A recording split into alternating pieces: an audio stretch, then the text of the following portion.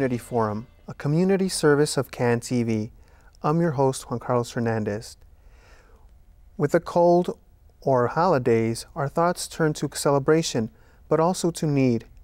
Since the 1st of November, families and individuals who depend on the food stamp program, or SNAP, saw cuts to their benefits. How to respond to this challenge? Today we have Paul Morello from the Greater Chicago Food Depository to talk about these cuts and related issues. Welcome. Thanks for having me. Great. Let's start off by talking about you very quickly and how and why you came to the Greater Chicago Food Depository. Sure. I actually am fairly new at the Food Depository. I've been there about 6 or 7 months. I'm the public relations coordinator, so I work on managing the media relations, but also our publications, our quarterly publications. One goes out to donors, one to agencies, and one is internal. I started in radio, actually. Really? So journalism background, and found my way here. They say it's like switching to the dark side, but public relations, but it's been a really great switch. What has made it great for you? I love the company, frankly. The Food Depository has such a great mission to get behind. You know, I grew up in Chicago and had seen kind of the Food Depository. I had seen advertisements for the Hunger Walk, which is our big fundraiser that we do in the summer. And I'd seen the logo around the city, and I kind of knew what they did, but I wasn't 100% sure. And then when I went and actually got the job, the depth of the work and the depth of the need really struck me and really kind of drew me in. So let's talk about that need, and then we'll come back to your organization toward the end of the show, talk about the services and the work you do. But with these cutbacks to the SNAP program, what is that, the supplemental, what is it? Supplemental Nutrition Assistance Program. What are individuals and families facing now? Well, a family of 4, as the benefit was reduced on November 1st, a family of 4 will now see $36 less per month in SNAP benefits, and it's a sliding scale. So a single person household will see $11 less, and then it goes up from there. Okay. So it's, you know, $36 may not seem like a lot for a family of 4 for a month, but it really does add up. Right. Yeah, most people think $36, that's pocket change in some sense. I mean, that doesn't even buy like 3 movie tickets now. How does your organization and how do you think we as a society can respond to these cutbacks? Should we donate more, maybe volunteer more? What do you think we should do? Well, certainly we always welcome donations. That's certainly something that you can do, and of course volunteering is absolutely wonderful too. The fact of the matter is, any cut to SNAP is going to be detrimental. It's going to hit people pretty hard, not only in the Chicagoland area, but across the country. The Food Depository has a network of 650 programs that distribute food in Cook County. So we have food pantries, soup kitchens, shelters, mobile programs, programs for children, programs for older adults. Those programs are going to continue to distribute food, and we believe that we will still be able to keep up with the need. But any cut really emphasizes the fact that any larger cut, especially in the Farm Bill, would be devastating. Right. And that Farm Bill might be voted on very soon, right? Or in the next month or so? So there's no specific timeline yet. What's happening right now is the House passed a Farm Bill suggestion to cut SNAP by $40 billion. The Senate passed $4.5 billion in cuts to SNAP. Right now they're trying to reconcile those. So representatives from both chambers are in conference committee trying to figure out a Farm Bill proposal that both chambers can agree on.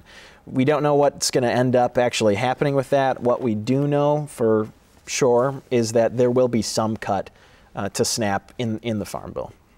Another cut. Yeah, exactly, right, because the cut that started on November 1st was the expiration of stimulus funds that began in 2009. So in 2009, the funding went up, and then it expired just a few weeks ago and dropped down. So yeah, exactly, we'd see even more cuts to these people that are already struggling. So that was done as a part of a response by the government, federal government to the recession, right? Right. They kick that up, but now that money is cut, as you've said, and now it may be cut even more. In your opinion, why do you think this is something that government maybe feels that needs to be cut? Is there a lot of fraud or a history of fraud in this program? What do you think is going on? I think some people think that there is a high level of fraud. The truth of the matter is SNAP has one of the lowest levels of fraud of any federal government program.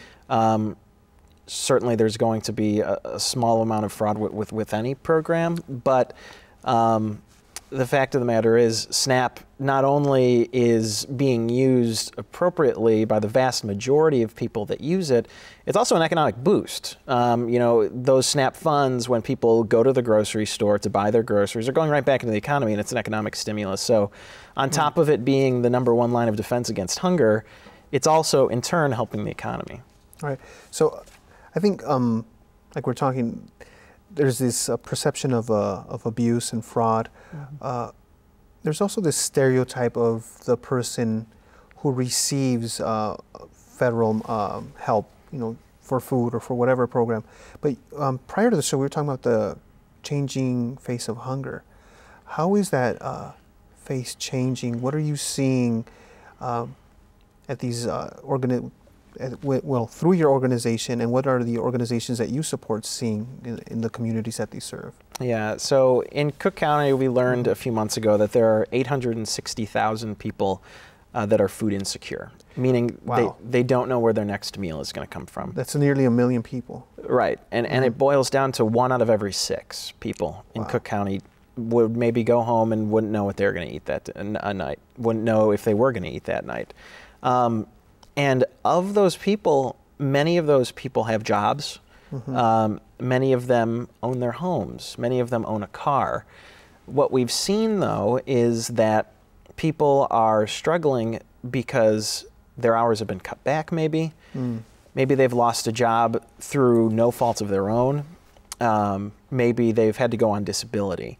So now they're trying to support a family of 4, say, with an income that is lower than they're used to, is lower than what allows them to feed their entire family. So these people are turning, oftentimes for the first time, to food pantries and soup kitchens and shelters. In fact, since 2008, we've seen a 68% increase in the number of people that we've served at food pantries in Cook County. That much of an increase? Yeah, and it's surprising to people because we get so much talk of, oh, the recession is over.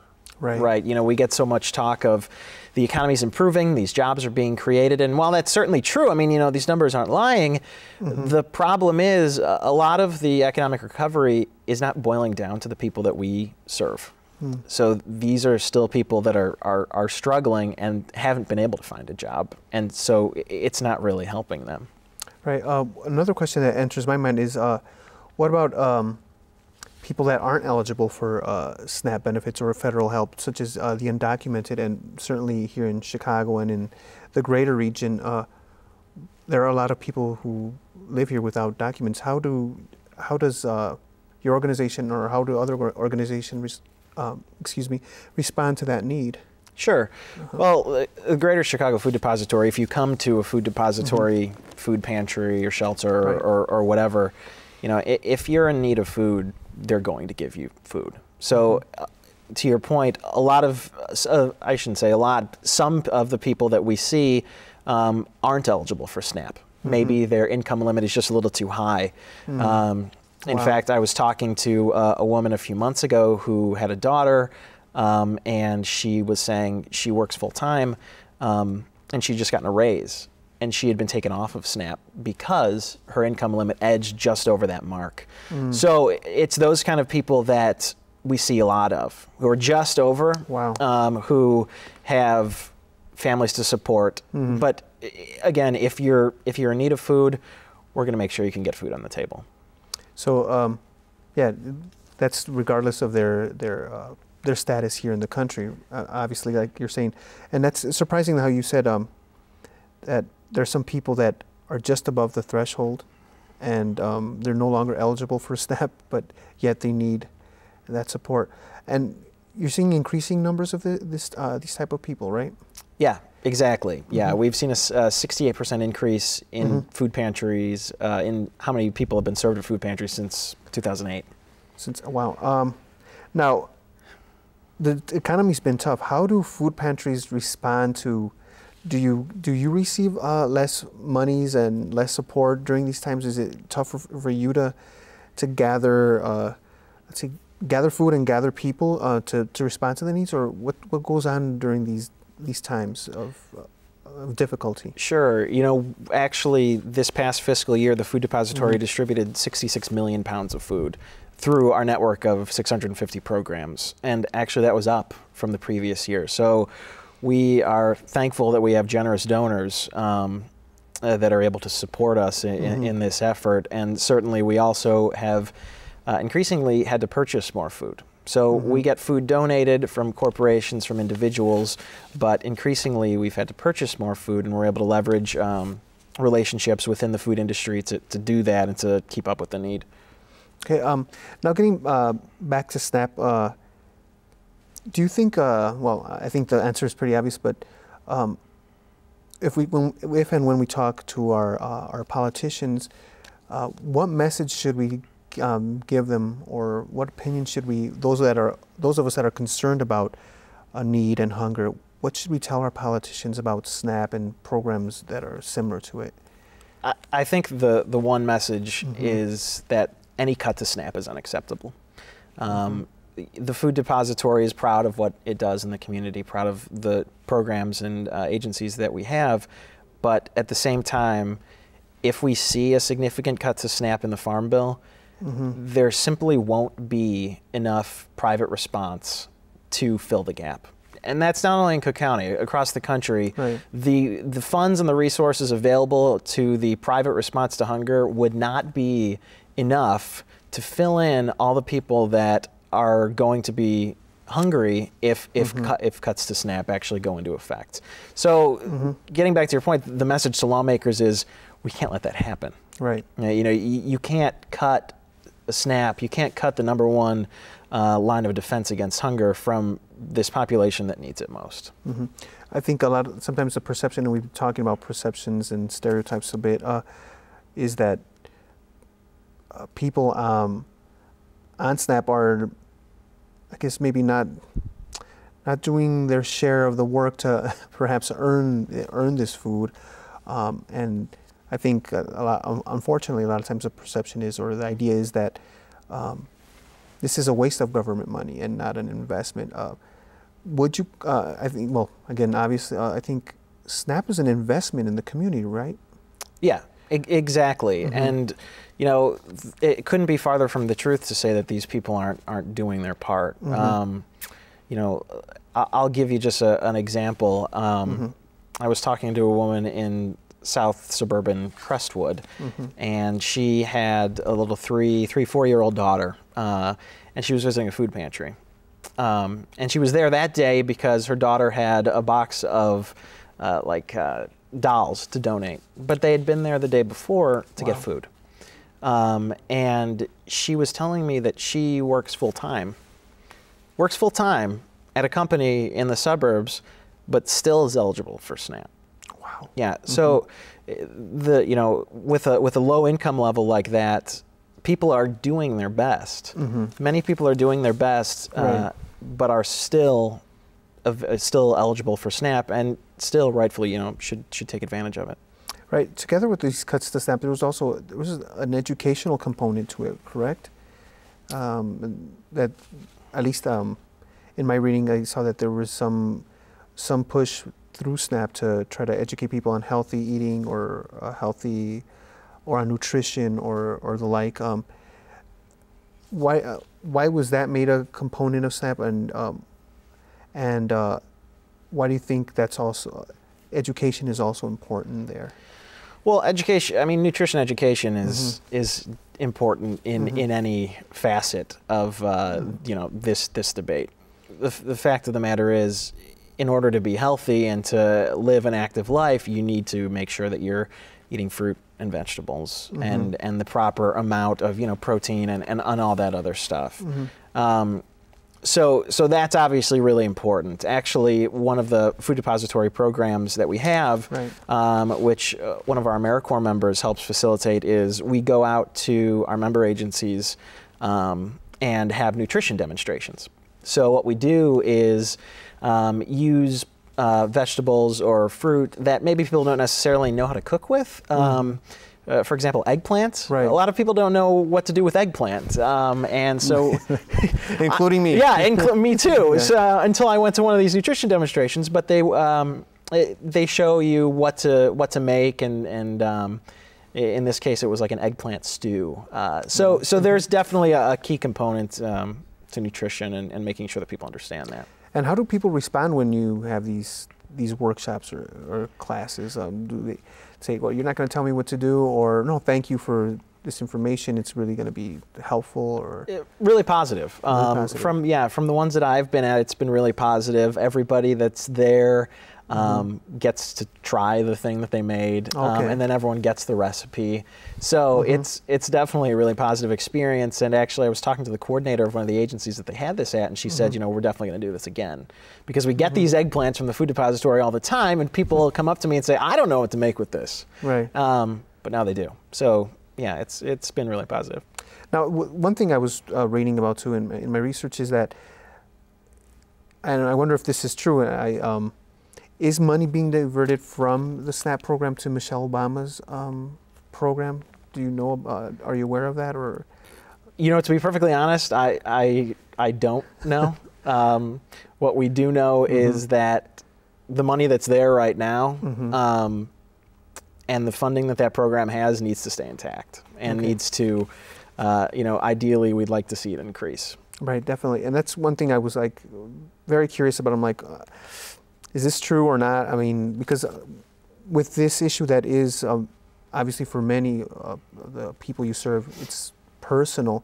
It's also political, unfortunately, and it's not necessarily about need. Now, I want to go back to a number you spoke about here in Cook County. You said how many people are food insecure or in need of food? 860,000 people. Of that 860,000. How many are children? Do you know? It boils down to about 1 out of every 5 children. Wow. Yeah. 1 out of every 5. One out of every 5 children in Cook County, and that number actually 20%. Yeah, and that number actually increases in the city of Chicago itself. It's 1 out of every 4, so you're looking at 25% of children inside the city of Chicago are food insecure. Wow. And what type of effect does that have on a child not to have the proper nutrition? To some of our viewers that might be obvious, but could you speak on some of that? Not getting 3 meals a day, or a good meal every night or something like that? It's difficult on children. Studies have shown that children who are hungry are going to be distracted in school. They're not going to do as well in school.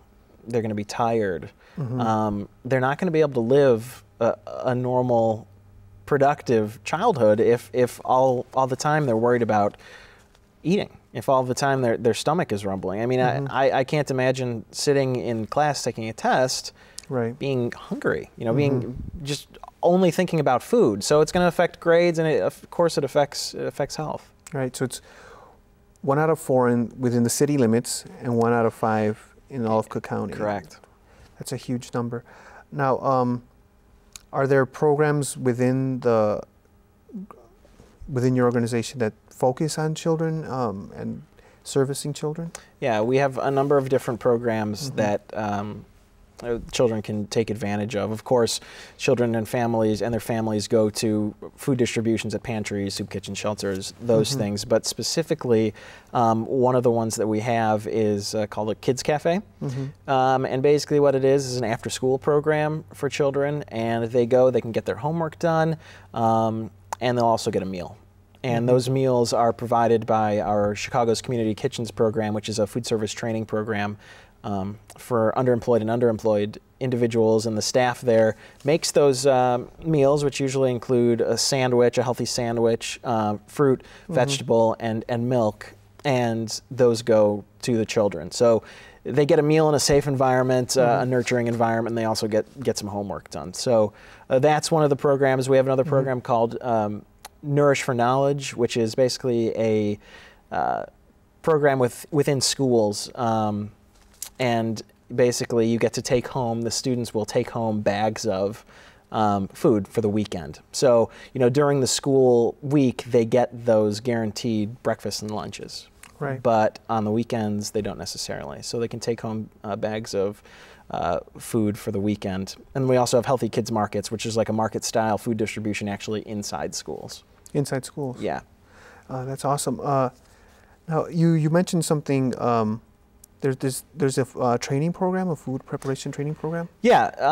Tell me about that. Sure. It's Chicago's Community Kitchens. What it is a 14-week food service training program for people who don't have jobs or who are underemployed. And what it is it will train students, 18 and older, on how to work in the kitchen. So it trains you, it prepares you for a career in food service. The first 12 weeks of the program are actually at our kitchen at the Food Depository, and then the final 2 weeks are at an internship site in the Chicago area. Like what type of internships? Like restaurants? Yeah, it varies widely. We do have specific restaurants, but there's a lot of catering companies, hospital, food service, food court, places like that. Okay, and do you have any other programs that are similar to that? Because from reading your website, you don't just want to help feed people, but you want to do something more, right? It's help. And that's obviously part of it. What else do you do that's helping build up people and build their skills? Right. So the first part of the mission is providing food for hungry people. The second part, striving to end hunger in our community. So yeah, Chicago's Community Kitchens is very much focused on that second part, on figuring out what the cycle of poverty is and trying to end it by getting people jobs. To your point, we do a lot of outreach efforts, not only with Chicago's Community Kitchens, but another outreach that we do is we have a SNAP outreach team. So kind of going back to SNAP, people go out in the community at our agencies and they help sign people up for SNAP. The SNAP application can be intimidating. It's 11 pages long. Right. Wow, I didn't know it was that long. Yeah, and so our team goes out into the community, we'll help people apply for SNAP. They follow up with those people to see if they've gotten their application. We'll submit applications for people, and then we'll help people reapply. So there are a lot of ways that besides just food distribution, we're actually getting out into the community. Sounds like great work, but just one thing that you mentioned at the beginning of the show is that you come from a journalism background, you were in radio, but you also mentioned that what keeps you here and what makes you, I guess, happy to work at the Greater Chicago Food Depository is that you're responding to need, and there must be some stories that stand out in your mind that you must be like, wow, I'm glad I work here. Could you tell me about a couple of stories of maybe families or individuals that you've served or that you saw through your agency that you were like, wow, this is great work? Yeah, there are so many. And couple, those that first come to mind are usually the best. Yeah, well, I would say one that really is fresh in my mind is we just recently opened a food pantry for veterans at the Jesse Brown VA Medical Center. And so this food pantry is going to be able to serve about 200 veterans every week who come to the medical center. And I was over there, I was talking to one of the veterans, and he's going to volunteer at the pantry, but he's also going to get food from the pantry. And he was saying to me that he had gotten out of the service, he was an Army veteran, had gotten out of the service in I think 1973, and had been in and out of the medical facility for various reasons. He had since become disabled, he was struggling to make ends meet. He was having to live on his disability, basically. And he said to me, when I asked him, what do you think about this food pantry? You know, this is one of the first of its kind in the nation. And he said, it's about time. He said, this is one of those things that I see so many people, not only veterans, I see all kinds of people struggling. And he said, helping volunteer here and being able to get food here, it gives me a sense of purpose again. It gives me that feeling that I'm making a difference. So that was something that really stuck in my mind and kind of illustrates the fact that, you know, there's so much going on, and everybody has a story. And a lot of the times there are people that you don't necessarily think about that would be having a story. You know, we're not only serving homeless people. Another story that comes to mind. I was talking to a man at one of our mobile pantry distributions, which is just basically a mobile food pantry. A truck pulls up and unloads, you know, fruit and vegetables and protein and stuff. And he was in line, and I said, "Why are you here?" You know, he looks like a very average guy. "Why are you here?" And he said, "Well, I used to work at a company for 30 years, and I had benefits, and I had retirement, and then 2 or 3 years ago, I was diagnosed with cancer." And he was an engineer, and he had to quit his job. He had to go on disability, and he has a family, and he has a wife and 2 children, both of them in high school. Yeah, and so he is now paying medical bills and quickly draining his savings. And that's why he found himself actually at the food pantry, because he needed help making ends meet. So it's such a wide variety of people that we see. The stereotypes do not prove correct then, or the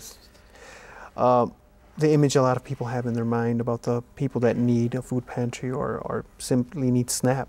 Yeah, exactly. And these people that are coming for the first time are people just like you and I. I mean, it's people that you'd never even think about on the street.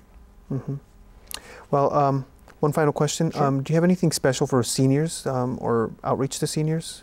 Yeah, we do have older adult programs. One of the ones that we're really proud of is an intergenerational program in Cicero. The older adults can come and they can also bring, it's a meal program, they can also bring their children or their grandchildren. So a lunch and dinner every day, 5 days a week at this facility in Cicero, and these older adults get to eat with their family, and the meal is provided. So on top of that, we do distributions of food to actual senior older adult housing facilities, and with boxes of food. Well, thanks so much for all the information you shared today, and well, thanks for doing great work. Oh, thank you so much for having me. Community Forum is a community service of CAN TV. If your nonprofit organization would like to work with CAN TV, call 312-738-1400 and ask for nonprofit services. Tune into Community Forum for local issues and concerns every Saturday at 7:30 p.m. on CAN TV 21. I'm Juan Carlos Hernandez. Thank you for joining us.